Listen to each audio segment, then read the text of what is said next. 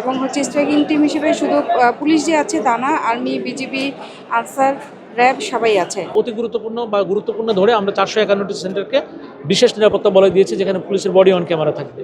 আমাদের 797টি সেন্টারে কিন্তু সিসি ক্যামেরা থাকছে।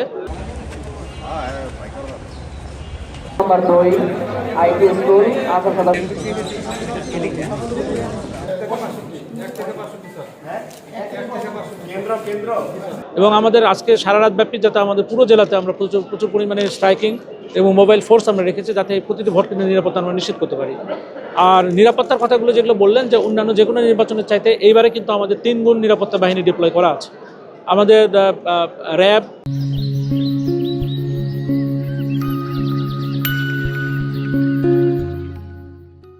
পুলিশ, সেনাবাহিনী, বিজিবি এবং আনসার প্রত্যেকেরই প্রতিটি আসনে কমপক্ষে 2টি করে স্ট্রাইকিং থাকছে, কারো 3টে স্ট্রাইকিংও আছে। অর্থাৎ সব মিলিয়ে 10 থেকে 12টা স্ট্রাইকিং ফোর্স প্রতিটি উপজেলায় কাজ করছে। এবং এই আমাদের যেগুলো নদীর বিধৌত যে অঞ্চলগুলো আছে, চর অঞ্চল, এগুলোতে আমাদের কোস্ট গার্ড এবং নৌ পুলিশেরও ডিপ্লয়মেন্ট আমাদের আছে। আমাদের বিজ্ঞ এক্সিকিউটিভ ম্যাজিস্ট্রেট কাজ করবেন 42 জন, এবং এর পাশাপাশি বিজ্ঞ জুডিশিয়াল ম্যাজিস্ট্রেট কাজ করবেন আরও 11 জন, অর্থাৎ 53 জন বিচারিক ম্যাজিস্ট্রেট বিচার কার্য করার জন্য, মোবাইল কোর্ট করার জন্য তারা থাকবেন। এবং এটা আমাদের চেষ্টা করেছি আমরা প্রতিটি ইউনিয়ন, প্রতিটি ওয়ার্ডে একজন ম্যাজিস্ট্রেটের আওতায় আনার, এবং তারপরে আমাদের স্ট্রাইকিং ফোর্সগুলো এমনভাবে আমাদের ডিপ্লয় করা যাতে প্রতিটি অঞ্চল, শুধুমাত্র ভোট কেন্দ্র না, ভোট কেন্দ্রের বাইরের যে এলাকাগুলো আছে, যেগুলোতে সাধারণ জনগণের চলাফেরা থাকে, সেই জায়গাগুলোতে অর্থাৎ 400 গজের বাইরেও আমরা প্রয়োজনীয় নিরাপত্তার ব্যবস্থাটা করেছি।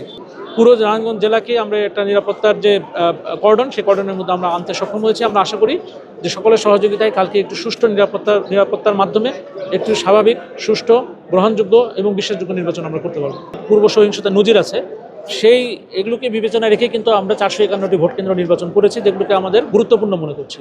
সেগুলোতে আমাদের আলাদা ডিপ্লয়মেন্ট থাকছে এবং ওগুলোর উপর আমাদের বিশেষ টহল থাকছে। আমাদের আসলে ঝুঁকিপূর্ণ বলে কোনো কথা নেই। আমরা 797টা সেন্টার নিয়ে কনসার্ন, একটা সেন্টারও আমাদের নিরাপত্তার বাইরে নেই। আমরা এই 5টি আসন এবং 797টি সেন্টার নিয়ে কাজ করতে চাই।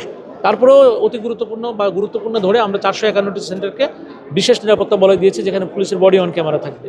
আমাদের 797টি সেন্টারে কিন্তু সিসি ক্যামেরা থাকছে, এবং পুলিশ এবং আনসার বাহিনী এবং টহল টিম সেভাবেই থাকবে। কিন্তু তারপরে 451টা সেন্টারকে, যেহেতু আমাদের যোগাযোগ ব্যবস্থা এবং পূর্ব নজির এই সমস্ত বিভিন্ন বিষয় রেখে সেগুলোতে আমরা বাড়তি নজর দিয়েছি, এবং এগুলোতে বাড়তি একজন করে পুলিশ সদস্য থাকবে, এবং এগুলোতে আমাদের কিন্তু ওই বাড়তি সদস্যের কাছে কিন্তু আমাদের বডি অন ক্যামেরাও থাকবে, যেগুলো আমাদের কেন্দ্র থেকে নিয়ন্ত্রিত হবে, এবং জেলা থেকে এগুলো আমরা মনিটর করতে পারবো যে ঘটনাগুলো কী হচ্ছে।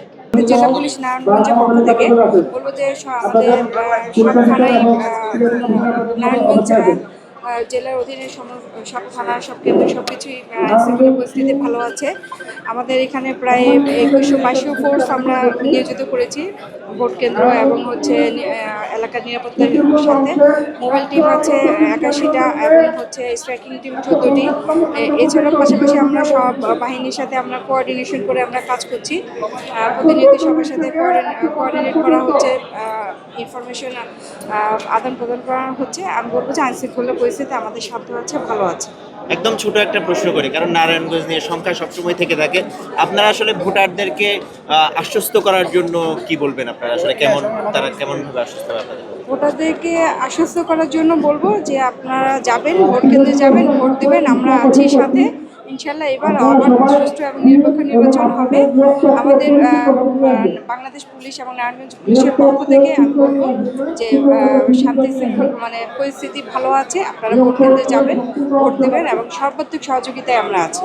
তাৎক্ষণিক ব্যবস্থা নেওয়ার জন্য কোনো বিশেষ ব্যবস্থা আছে কিনা নারায়ণগঞ্জে? তাৎক্ষণিক ব্যবস্থা নেওয়ার জন্য যেটা হচ্ছে আমাদের মোবাইল টিম আছে, স্ট্রাইকিং টিম আছে, এবং হচ্ছে স্ট্রাইকিং টিম হিসেবে শুধু পুলিশ যে আছে তা না, আর্মি, বিজিবি, আনসার, র্যাব সবাই আছে, এবং সবাই আমরা কোঅর্ডিনেট করেই কাজ করছি। আমরা হয়তো নির্দিষ্ট কয়েকটা কেন্দ্র, সীমানা এগুলো আমরা ভাগ করে নিয়েছি, আমরা সেভাবে কাজ করছি।